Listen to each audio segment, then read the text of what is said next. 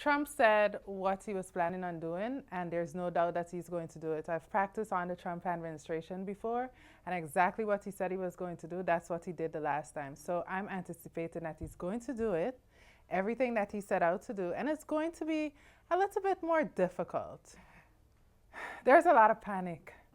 Everybody's reaching out. People who haven't took care of their citizenship, or people who haven't sponsored family members, everybody's reaching out because they want to know what their options are.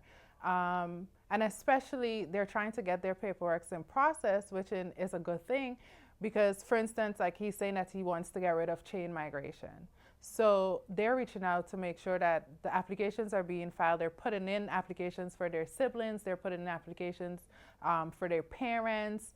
Well, they always do for their spouses and their children, but you see that they're looking, to file applications more so for the extended family members, because chances come next year, that's going to be a thing of the past where we can't sponsor siblings or we can't sponsor parents, etc. So immigration it's one of the most complex laws in the United States. So as an immigration lawyer, I would have to speak with them to know what their options are. But one thing is that I'm going to say, I put information out there. If you look and you qualify and you think that you qualify for something, like you have a family member to sponsor you, like a parent, a sibling, your U.S. citizen child of the age of 21, or your spouse, this is the time. You have the option in having one of them to file an application for you to remain lawfully in the United States. One of the things that I've been encouraging people to do is have an application pending.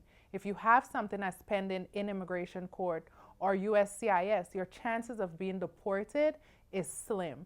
Because based on my experience on the Trump's administration, if you go before an immigration judge and he asks you certain questions like, who do you have here in the U.S.? If you don't have any family members in the U.S. to petition for you, 10 chances to 1 you're going to get deported. But if you have something that's pending, it shows that you have a pathway to a green card or to U.S. citizenship, so they're a little bit more lapse. The good thing with immigration law is that it's very discretionary, right? Which could be good or bad, because we see that during the Democrats, it's more lapse. There's a lot more discretion being given, especially at the port of entries and at USCIS. But once the Republicans are in office, like Trump, the discretion tightens up. So they focus more so on the laws and exactly what you're eligible for, and that's what really causes the issue.